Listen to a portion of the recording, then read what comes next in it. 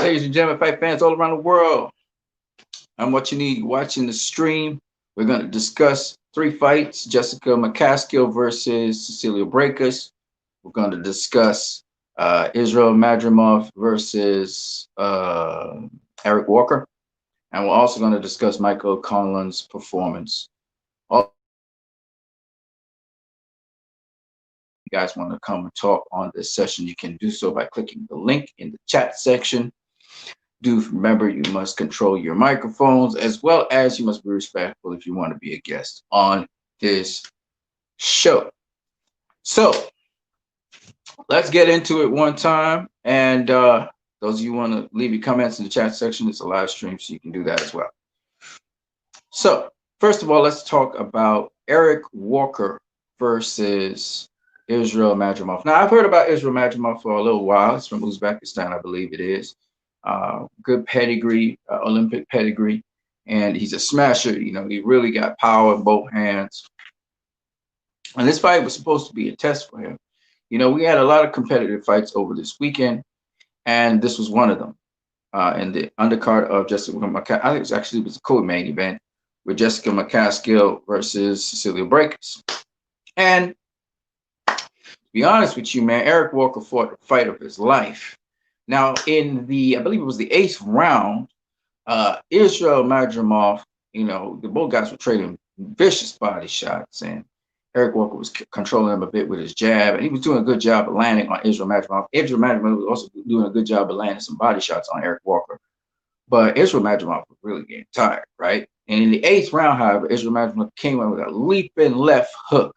Okay, he's a southpaw, but he leaped in the southpaw stance with leaping left hook, caught Eric Walker on the chin like flush. However, when Eric Walker fell down or hit the canvas, looked like he was out cold, the referee actually scored it a slip.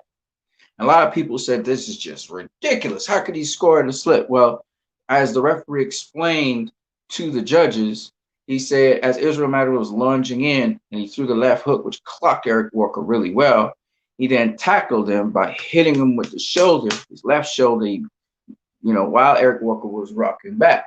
So slamming him into the canvas, and therefore he had to call it a slip. I get it.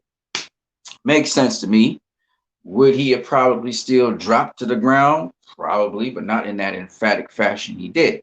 So I get where the referee was coming from, and I can respect it. I think a lot of people at first, especially the zone cast, and I don't know if they're convinced yet, that, you know, because the punch was landed, but then he tackled him. So that first knockdown was not counted. However, in the 12th and final round, Israil Madrimov was able to be successful at knocking down Eric Walker, but Eric Walker still made it to the bell. The dude has tons of heart. He's a tough motherfucker, and quite frankly, deserves a medal award for his performance. He fought a fight of his life. Israil Madrimov had to suck it up, go deep, dig deep, because he didn't get an opportunity after the 8th round. It was in the 12th round when he dropped Eric Walker. Eric Walker still stung in there and was fighting him to the finish. It was really a fantastic fight, and one in which, if you guys haven't seen it, this is my review of it. Israil Madrimov, of course, he ended up winning the fight, but I gotta say, it was a gutsy performance by Eric Walker. Hell of a performance. And look forward to seeing him again. But first, they need to go CAT scan his ass, because he really took a hard fall on the ground after he got sparked on the chin with the left hook, right? Boom. Then a leaping left hook at that from a southpaw, and so he went back this way, and then Israil Madrimov, he just tackled him, like he bumped him with the shoulder hard. And he just slammed into the canvas, bam, after that. So I don't know. I think that's where the referee said, nope, that's going to be called a slip. I know a punch was landed, but that's going to be called a slip. And he recouped. He took 5 minutes to recoup from it. And then he kept on fighting. Like his head, his cover was clear. He kept on fighting. I was really impressed with him, but I was also impressed with Israil Madrimov. He dug deep. You know, both guys were kind of slugging at a certain point in the fight as well. And they was throwing bombs, and nobody was trying to go down. Nobody was backing off. You know, it was a good fight. It was a good fight. Israil Madrimov shows that he got power. He is the goods. where Eric Walker was like, "This ain't your night, brother." He denied him even being stopped. He was like fighting to win. And at a certain time, the commentary team was like, "Man, this dude, he not gonna give him a tough time. It looked like he gonna give him a win. He might beat him." And then Israil Madrimov, the very next round, I mean, he hit him or clocked him with a left from hell. Nobody could ever see that coming because he just, even though Eric Walker was kind of taking away his unorthodoxness and his angles that he wanted to get, shit, he Eric Walker never seen it. Almost reminded me who this is of Chavez versus Roger Mayweather. The only difference is because he continued his momentum and tackled him in. Otherwise, man, it would have been, you know what I'm saying? It was a hell of a fight, and definitely Israil Madrimov, of course, won that fight. But at the end of the day, I think that would push Israil Madrimov. Tough fights like that. That's what these guys need sometimes. Tough fights like that to push them onwards. Rolly Romero versus what's the kid's name? Rolly Romero versus Marinez. Marinez. It's a good fight. Push again, Rolly Romero. Even though I thought he lost the fight, it will push him to the next level. Can't just be dependent on any power. Some guys can take it, and that was a tough fight for him. And then we had this tough fight for Israil Madrimov, and then Cecilia Braekus, who's 38 years of age, though. Justin McCaskill actually beat Cecilia Braekus. Now, let me talk about that fight. That fight, Cecilia Braekus versus McCaskill, Jessica McCaskill. I still haven't seen the entire fight. I've been looking online to see if I can find the whole entire fight. I don't get bits and pieces of it, but from what I saw and the covers that they gave, it looked to me like Cecilia Braekus actually edged it out, okay, because she started boxing her and keeping her at the end of her stick, even though they still kind of traded and go to war a bit. So I thought Cecilia Braekus might have edged it out, but they gave it to Jessica McCaskill. I haven't seen the bulk of the fight, so I can't really make a true judgment call. But from what they gave, I thought it was, Cecilia Braekus retained her title. At least it'll be a draw. But when I see more of the content of that fight, but Jessica McCaskill was catching her with some overhand rights. She was also landing some nice crisp shots to the body. But Cecilia Braekus also was landing a couple body shots. At first, Jessica McCaskill in the early rounds was really roughing her up. I mean, she was really roughing her up. And she was landing certain things. But again, Cecilia Braekus was smart enough to pick her off down below. And then when Cecilia Braekus found that range somewhere around the 7th, 8th round, when she started finding that range on her, she was really boxing pretty good. And then somehow Jessica McCaskill was able to close that gap again and start landing those wild haymakers. I thought that Jessica McCaskill could have gone to the body more, but I haven't seen the entire fight, so I can't really tell you. But at the end of the day, apparently Jessica McCaskill has the titles. Hopefully Cecilia Braekus has a rematch clause somewhere in there so they could run it back again, because, sometimes the wrong person wins the fight. We saw Pursuit versus Taylor. We just recently saw Rolly Romero versus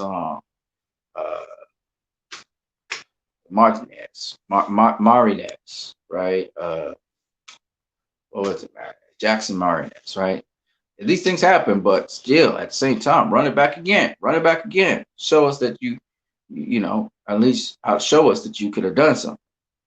So it is what it is. But those were really close fights. Now, this fight that I'm about to talk about, I'm not even thinking of the opponent's name because the opponent came in there to just survive, probably try to get a DQ out of Michael Conlan. But Michael Conlan did a great fight. Unfortunately for him, he got penalized twice for low blows.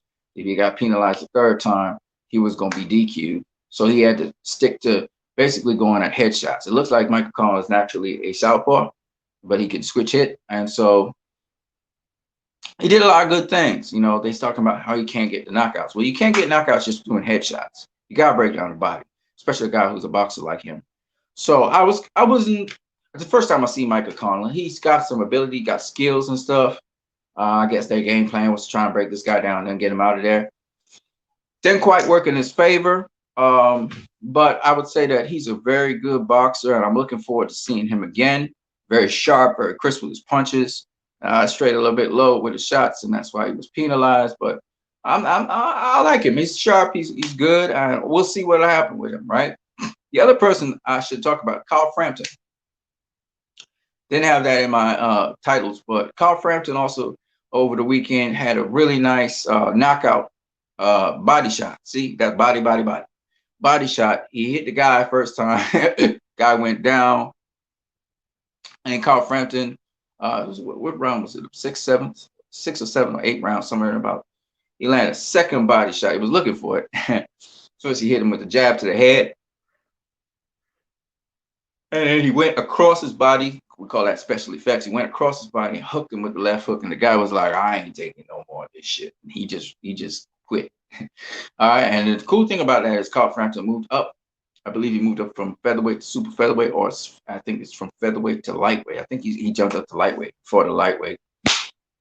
Kudos to Carl Frampton. Congratulations to him. Well-deserved stoppage. So that was basically most of the weekend fights that I saw just a couple minutes ago. Still want to give you all a perfect assessment of Cecilia Braekus versus Jessica McCaskill. I'll have to wait till I can see footage of that. But the other fights were really good. I'm what you need. You've been watching my channel. If you guys like what you're seeing, don't forget to like, share, subscribe. And if you want to donate to my channel via Western Union or MoneyGram, we out of here. Peace.